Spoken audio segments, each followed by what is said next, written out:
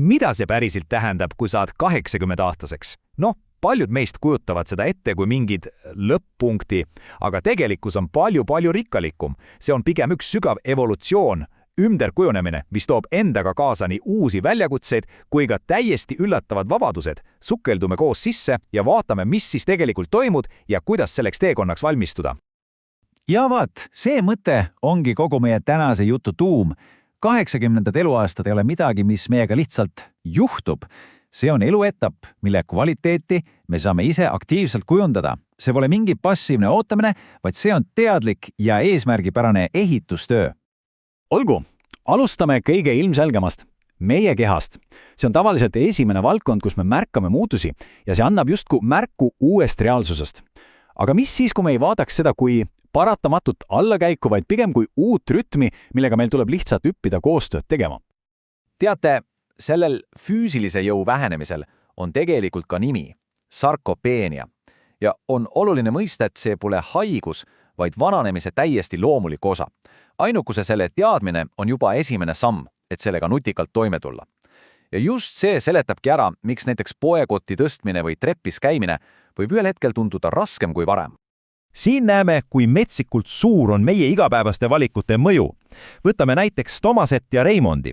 Mõlemad 81, aga nende elu kvaliteet on nagu öö ja päev. Tomase lihtsad, aga järjepidevad harjumused on hoidnud teda iseseisvana. Samal ajal on Reimondi tegevusetus seda langust ainult kiirendanud. Ja mis on siit kõige olulisem kaasa võtta? See pole mingi vältimatu saatus. Mida me siis päriselt teha saame? Siin on 4 lihtsat, aga uskumatult võimast harjumust. Neid ei nõua spordiklubi liikmelisust ega midagi keerulist, vaid lihtsalt teadlikku otsust iga päev oma liikuvuse eest hoolt kanda. Absoluutselt iga väike liigutus on investeering sinu tuleviku iseseisvususse. Aga füüsilised muutused ei piirdu ainult lihastega. Midagi päris huvitavat juhtub ka meie sisemise kellaga. Meie ööpäevarütm kalibreerib ennast ümber ja see pole viga, mida peaks parandama. See on lihtsalt uus graafik, millega kohaneda. Mida see tähendab? Hommikutes saavad sinu uue jõutunnid. Ainuki selle teadmine aitab sul oma päevi palju targemini planeerida. Kehast liigume nüüd edasi aju juurde. Siin on väga lihtne langeda lõksu ja keskenduda ainult sellele, mida me justkui kaotame. Aga see on ainult pool loost, sest 80-ndates eluaastates ei toimu ajus mitte niivõrd langus, kuivõrd prioriteetide ümberkorraldamine. Üks suur vahetus kaob. See on küsimus, mis tekitab paljudes meist natuke hirmu, eks ole? Me seostame unustamist automaatselt allakäiguga. Aga mis siis, kui see polegi nii lihtne? Mis siis, kui see on tegelikult osa sellest suuremast stiilist? Ja täpselt see ongi selle vaimse ümberkorralduse süda. Aju vahetab kiiruse sügavuse vastu. See tähendab, et kuigi nime või mingi fakti meenutamine võib võtta kauem aega, on aju muutunud uskumatult osavaks seoste laumisel ja mustrite nägemisel, mida nooremad ajud lihtsalt ei märka. Just see ongi tarkuse sünd.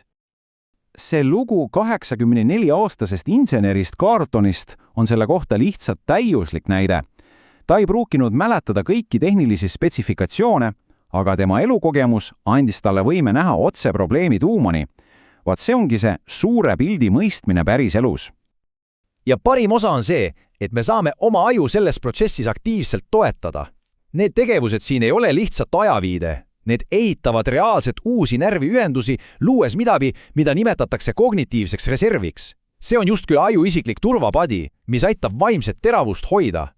Mõelge sellest kui aju personaalsest jõusaalist. Järgmiseks, suhted.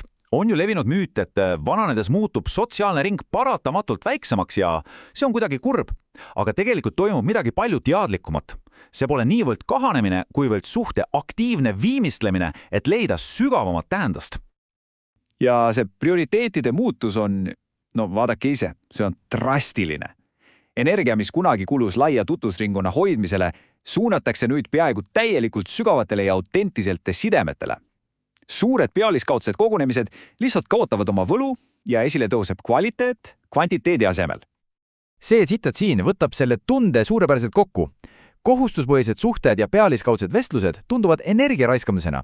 Tõeline väärtus, see tõeline kuld peitub nendes vähestes, aga sügavates sidemetes, mis pakuvad päris tuge ja mõistmist. Ja kuulge, see pole lihtsalt mingi ilus tunne.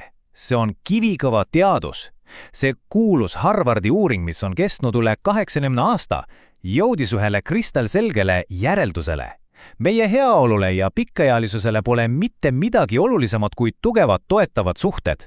See pole luksus, see on lausa bioloogiline vajadus. Punkt. Ja nüüd jõuame kõige sügavama ja ehk kõige ootamatumama muutuse juurde. See on sisemine vabanemine, mis toimub siis, kui paljud eluaegsed rollid ja ootused lihtsalt kõrvale langevad.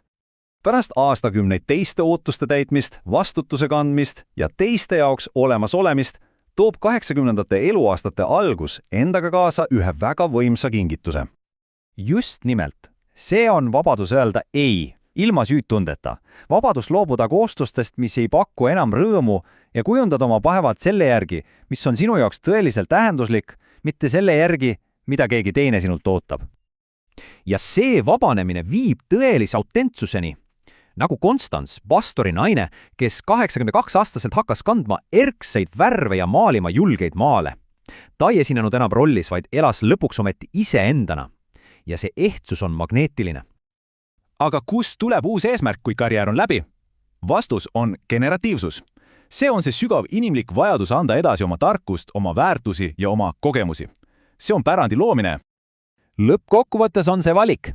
Artur otsustas olla avatud raamatukogu, jagades oma tarkust ja leides uue eesmärgi.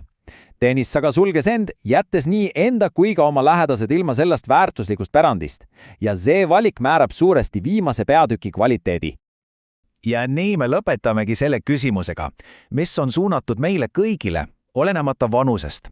Me kõik kogume elu jooksul lugusid ja tarkust. Küsimus on selles, kas me laseme sellel raamatukogul vaikselt tolmu koguda või leiame viisi, kuidas jagada selle rikkus nendega, kes tulevad pärast meid. Sest just see ongi pärandi tegelik tähendus.